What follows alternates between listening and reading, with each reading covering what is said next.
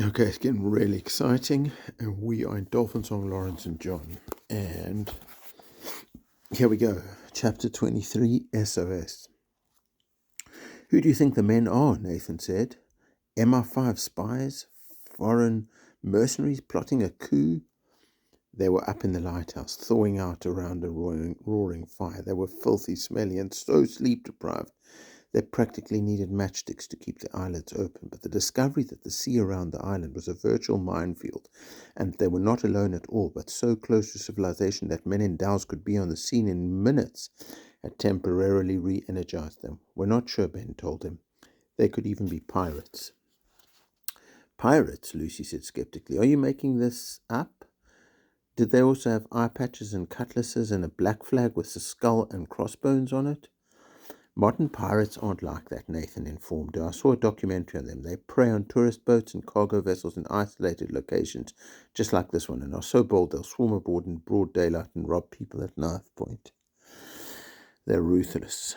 Oh my God. So along with being half drowned and marooned on an island, we're now going to be murdered by pirates.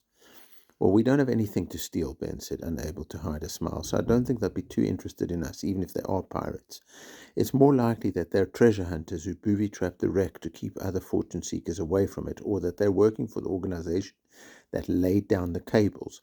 If we're right, and Minnie was trying to tell us that there's a connection between the dolphins breaching themselves and the cables, then we need to find out what the cables are for, especially if it turns out that the undersea mine was protecting the cables and not the wreck. Why don't we take a closer look at them? Jake suggested. What, and get blown to pieces like the manta ray? Exclaimed Lucy. No thanks. What about the sonar? Asked Martine. Do you think the men we saw could be involved with that? Sonar can travel for miles, so the transmitter that's being used could be anywhere, Ben said. Some navy might be testing in the middle of the Indian Ocean. Maybe we should concentrate on the divers because they and the cables are our only clues. The fact that they responded to the explosion so rapidly means that they must be based reasonably close to us, possibly on another island, although not close enough to know that we're here, unless it was just chance and they happened to be sailing nearby. What happens if they do notice we're here? Fretted Sheridan. Are they going to come to the island and shoot us with their spear guns?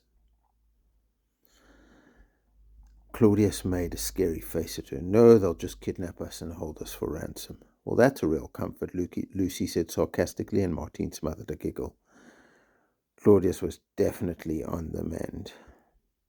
The one thing I keep thinking about is how proud Alberto was that there was no crime in the Bazaruta archipelago, she said. He told me that the islanders didn't even have locks on their doors and that the smallest child can walk anywhere by themselves. He didn't say anything about pirates or undersea mines, so maybe there's an innocent explanation for all of this. We're forgetting the most important part of this, Claudius interrupted, and that's the dolphins. I mean, we owe it to them to find and stop whatever it is that's causing them to beach themselves. Why don't we start by trying to find out where the divers are operating from, Ben suggested. If we can get them to come to the island, we might be able to follow them. Oh, sure, Lucy said. Let's just phone them up and invite them over. Jake snorted. Follow them in what? The raft we're going to build out of bamboo, I suppose. That's going to be really effective.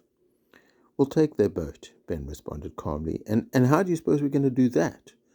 Don't tell me, said Martine, remembering something Ben had once said to her. Sometimes the most obvious way is the best way. Ben laughed. That's right. As eager as they were to get started, everyone agreed that in order for any plan to be effective, sleep was their first priority. Claudius, water resistant to 200 meters watch, had survived the storm, so he set his alarm for 3 p.m. That would give them 4 hours of rest, leaving them with 3 hours to execute phase 1 before dark. In the event, they were awoken at 2:10 p.m. by the sound of an aeroplane. Jake heard it first. He scrambled to his feet, brown hair sticking up porcupine style, stumbled outside and started leaping up and down and waving his arms. Lucy and Nathan went after him, and the three of them did wild dances on top of the dunes.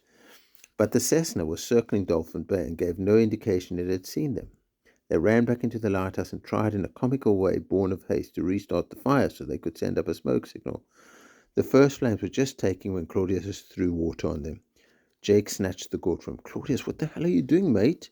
Has the man of war venom attacked your brain? We've got a chance of getting off this island. Don't you want that?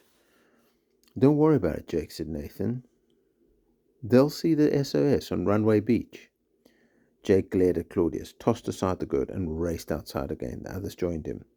Martine had snatched the tin lid from her survival kit and she tilted it upward in the hope that the pilot might spot the reflected glare of the sunlight.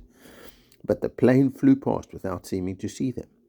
It dipped low over Runway Beach and circled twice. They've seen it, yelled Jake. Whee! We're saved. We're out of here. I'm going to play rugby again. I'm going to eat steak and chips again.